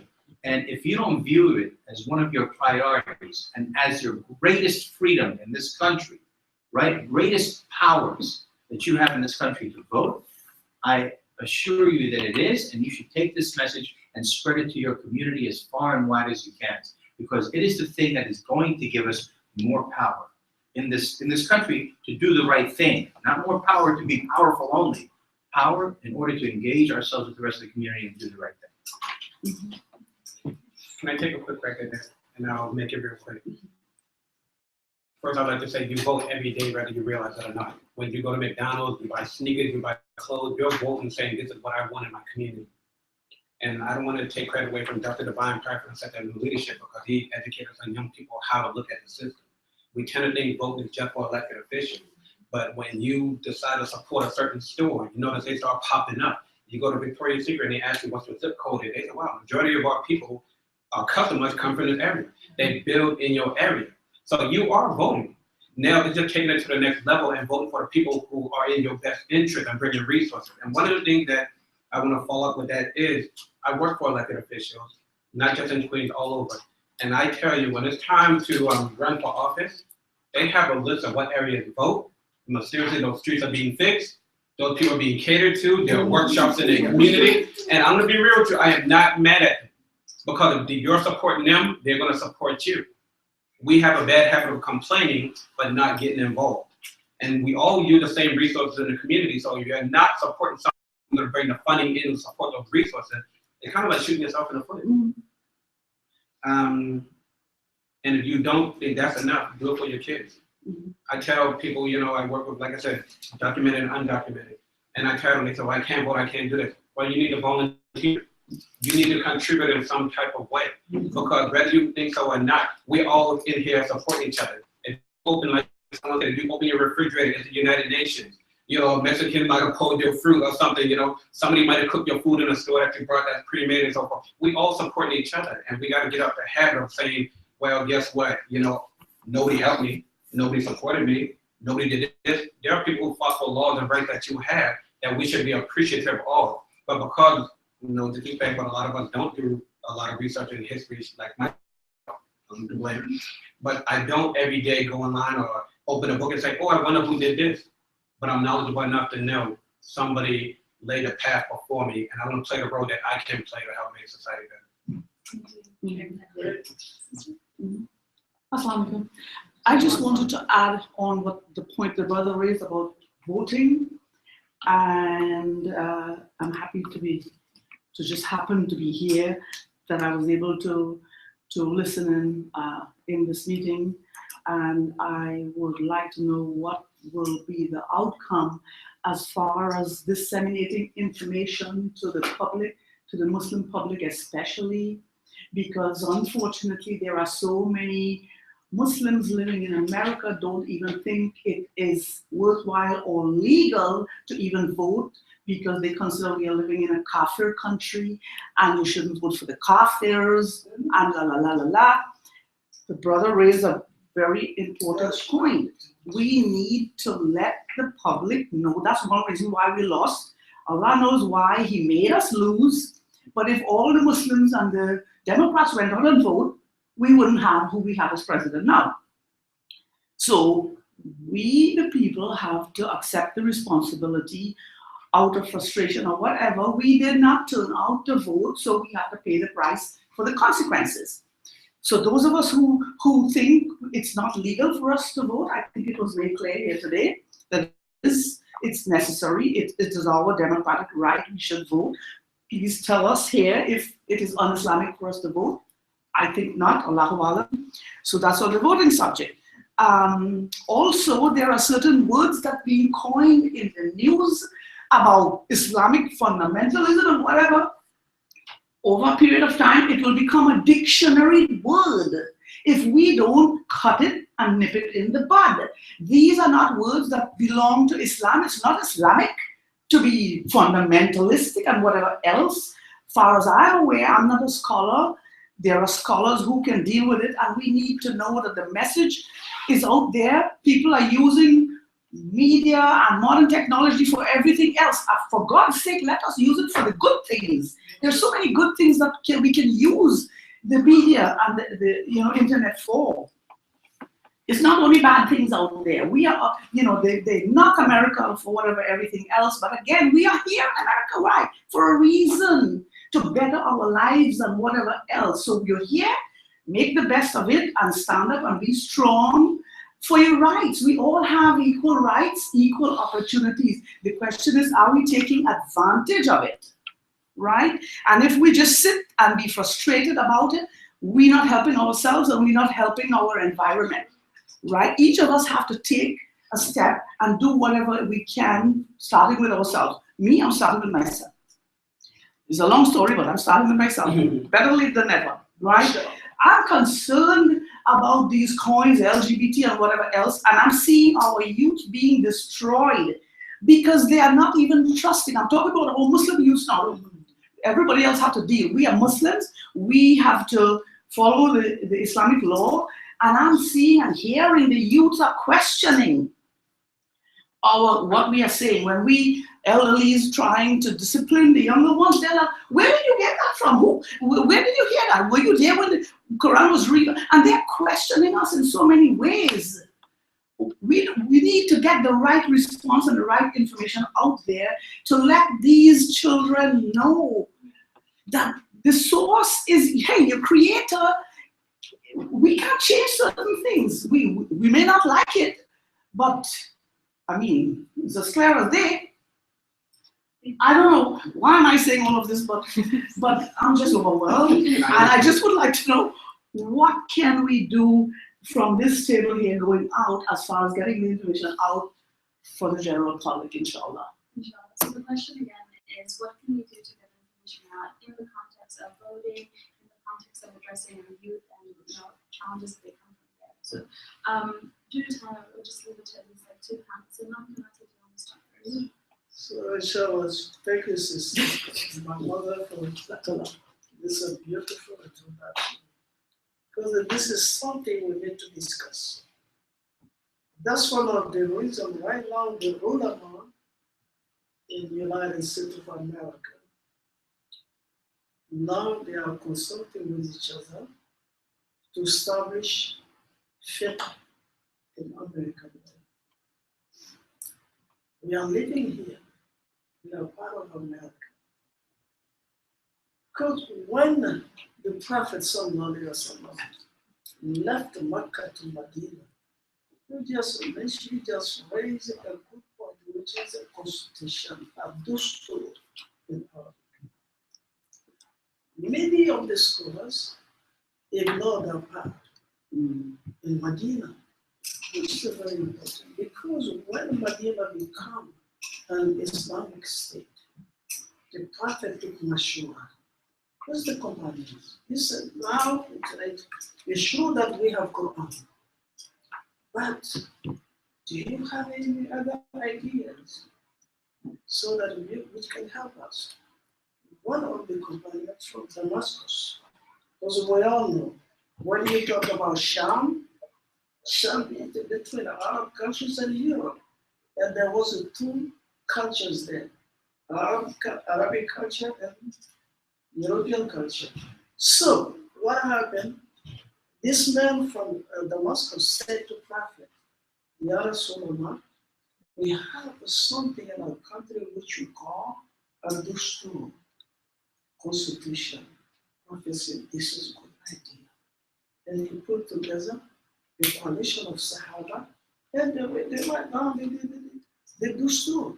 And in that dustur, Rasulullah put a point which is very important about the Christians who are living in other Islamic state. And the Jews who are living in Islamic state by calling them Ahalu Zimma or Zimmi. We hear as a Zimmiyun. I don't think it is haram to vote here. Because I listen to middle school and they are saying, oh no, don't even serve as a military because you go against law. Don't vote. If you don't vote, you are victimizing your family, your son and your daughter. You don't do it for yourself, you do it for them. Because that's their future. As you mentioned, today in the school system, our daughters and our children and our sons have been, they have been learning from lesbians and gay people. Now they come to you with a question, don't be surprised, because we let them do it. That's why it's very important for us to get engaged civically. That's what I say to my people all the time. You don't do it for yourself, you do it for your future, because there is a second generation after you. Prepare the schools, prepare the futures. This is what happened. So don't say to everything bid'ah, don't say to everything haram, before you come with a fatwa. Think of interest, common interest before the mufti give an iftar. You will think, we here in America, we're not doing any paper or no paper. I don't see anybody leaving. So you have the right to vote and to engage yourself civically. For me, my judgment is not haram to vote. Because I'm here, I'm not going anywhere. If I don't vote, they don't see me. So I'm oppressing myself. That's what I'll say to you, sister. I just had a comment from your statement earlier. My parents are both here, and that's my dad, that's my mom.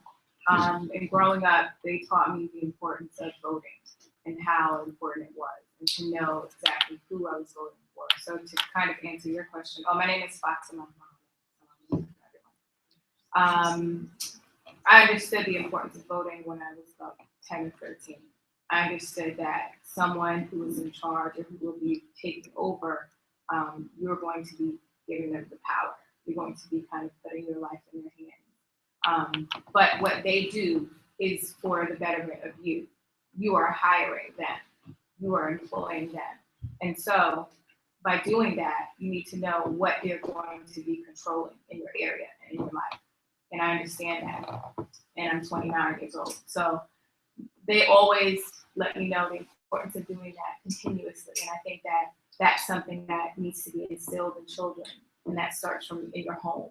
You know, you have to teach them these things. If you don't teach them, they don't know. But if you don't know, then they won't know. And it'll continue on into the generations. It's not haram to vote, because if you don't vote, you're giving your life away to things that are haram. Mm-hmm. People have the decision to make choices for you that you don't want in your life and in other people's lives and in your generations. Mm-hmm. And so that's the importance of voting, and it is important to vote, but also to educate yourself on who's going to be in charge. So I just wanted to, add that. There's one more person who's had their hand up from the beginning. Okay, yeah, so sorry. My name is Bushra. I'm a Yemeni activist, and I'm working at the Arab American Family School Center. As we all know that Trump just signed a weapons sale deal with Saudi Arabia. And I was wondering if there is any action from you, or do you advise how could we stop weapon deals between the US and Saudi Arabia? Absolutely not. It's an administrative decision.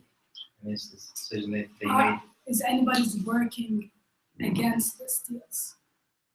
Okay. I mean, it's I know that CARE just released a press release on this in the response, but I also think that we'd have to see and have these conversations. Like these weapons are not just for Yemen, of course, No. for Yemen and Syria, but is the Muslim community in the United States doing anything about this?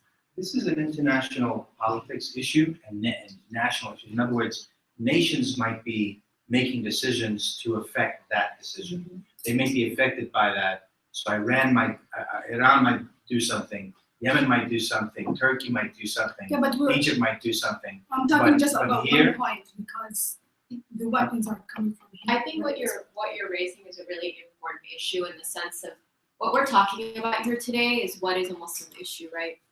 And there are different ways to think about this in terms of local issues, state issues, national issues, international issues. These are all like different levels at which we can engage. Many people are not engaged at the international level, right? In the sense of we all have like connections to back home, so we care about what's happening in these places, but we're not engaged in the policy level, right? We are not going and meeting our federal elected officials. We are not calling 3,000 people, calling your Congress member saying we really object to this, or we are for this, or this is what we want you to do in this country. We don't do that in an organized manner in the ways that some other communities do for their issues. So I think there's a lot of room to improve in this area, and I personally don't know of groups that are organizing this kind of civic engagement on international issues, but I'm sure they're there, and they don't necessarily have to come from within the Muslim communities. There are many groups in other communities that care about what's happening on the international realm, and I think it's incumbent on us to get to know them and to build bridges with them and to work with them. There are many groups that care about world peace, right? And we need to find out who they are and how we can work with them in a better way. And I also wanted to just go to the LGBTQ issue a little bit, just very quickly. This is an issue that I think we have to acknowledge hasn't been discussed in our community very much. And it's a very scary issue and a thorny issue, and people don't like to talk about it.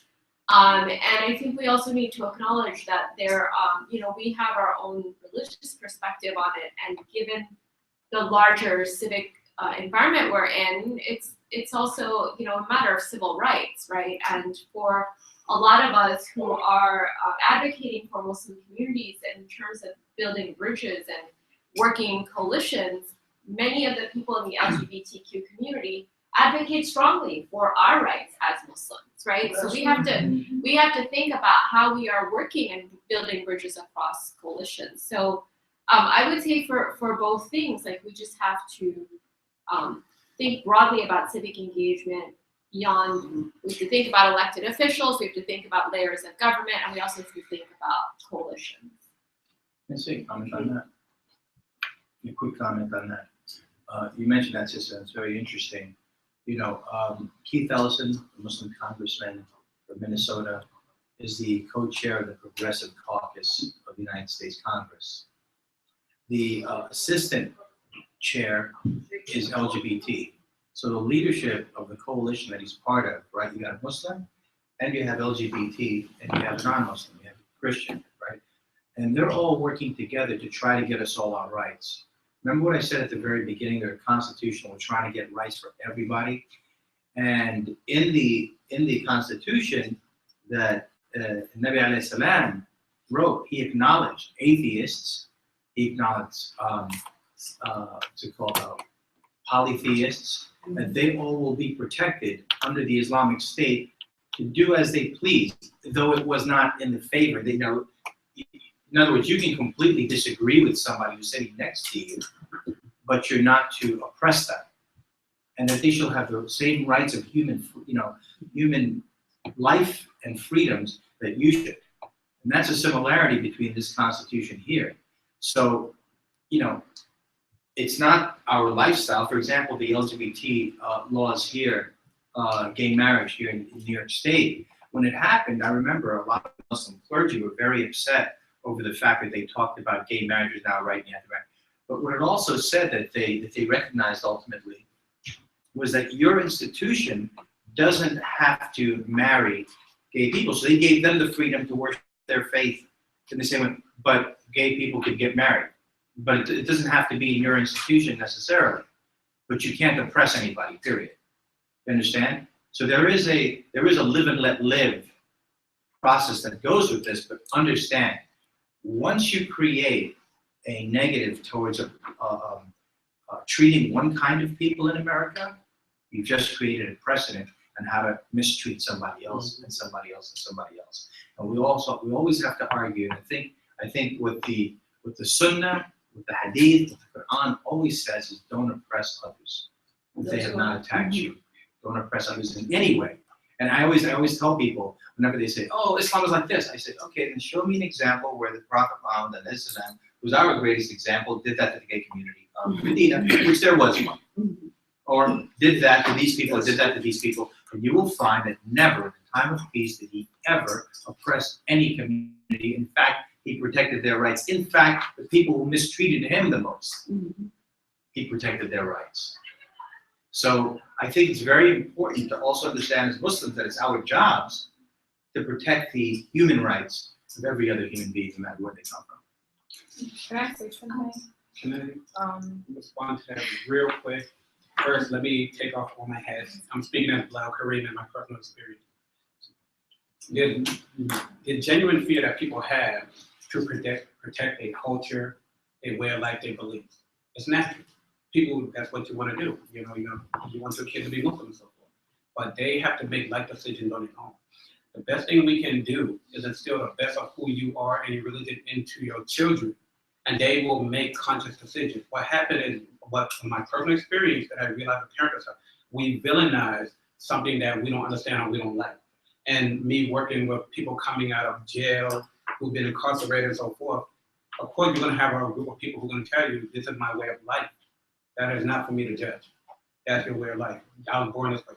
But then you have that other group who's molested, who's raped and so forth, or they were pushed away and they rebelled. And we don't wanna say that, but they rebelled. And they look for anything outside of your personal teaching. So I hope I'm saying something right, but I don't wanna, okay. We need to have open and honest discussions about this, because what happens behind closed doors, they are talking about this. And the worst thing that happens behind closed doors, when you get a group of people who think the same, they're gonna push the same policy.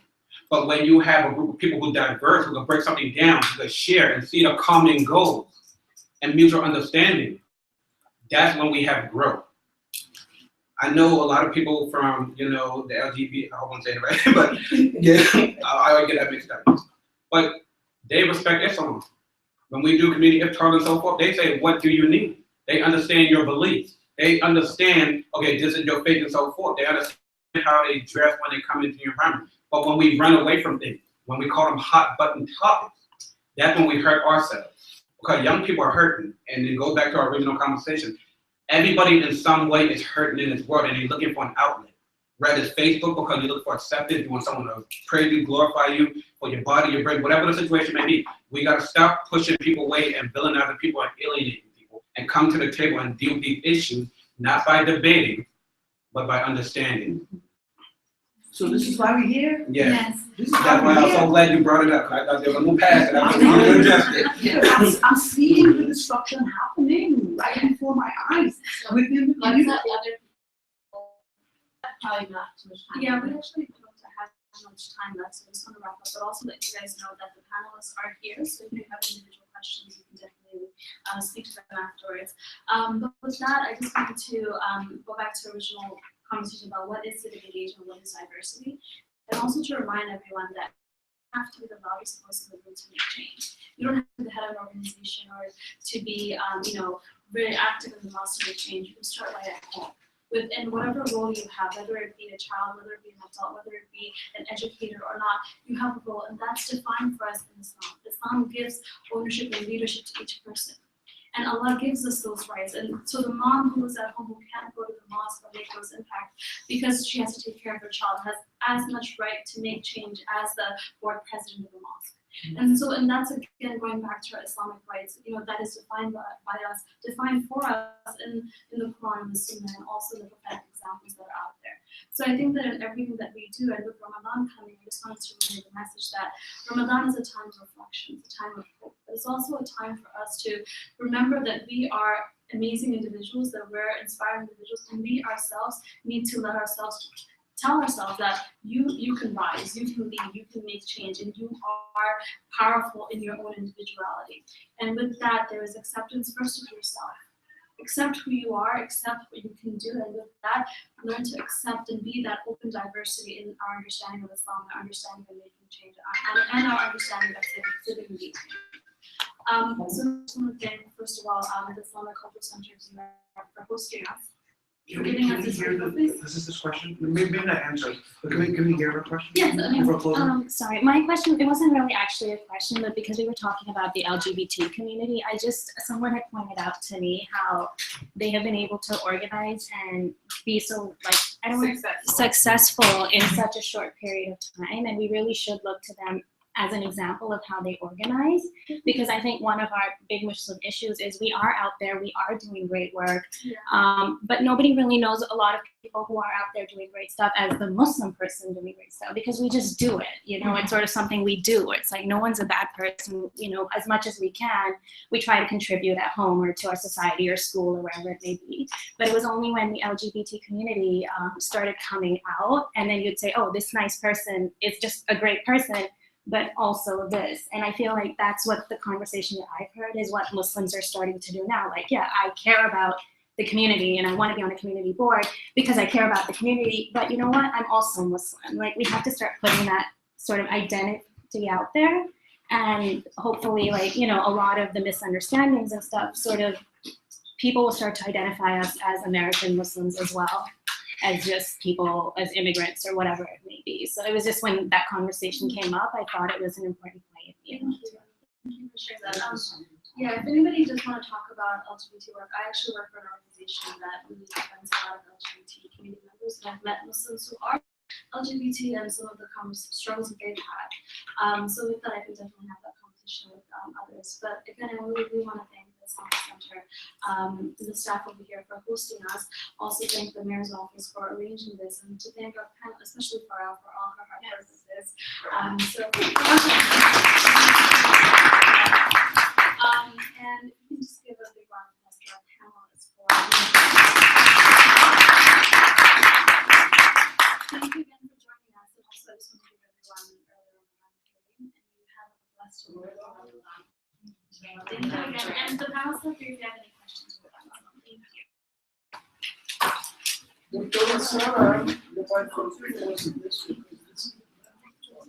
We'll do more. Even though Marat is leaving us. We're back to California. It's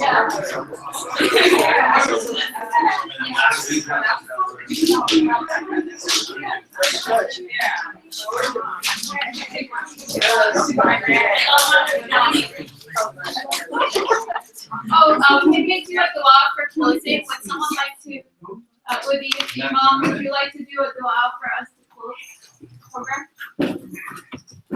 بسم الله الرحمن الرحيم اللهم إننا اجتمعنا على محبتك وعلى محبة رسولك صلى الله عليه وسلم فقوي عزيمتنا ووحد صفوفنا اللهم انصرنا اللهم وحد صفوفنا برحمتك يا عزيز الغفار. الحمد لله رب العالمين الرحمن مالك يوم الدين إياك نعبد وإياك نستعين اهدنا الصراط المستقيم صراط الذين أنعمت عليهم غير المغضوب عليهم ولا الضالين آمين.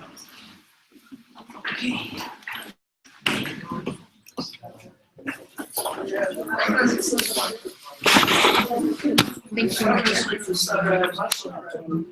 you.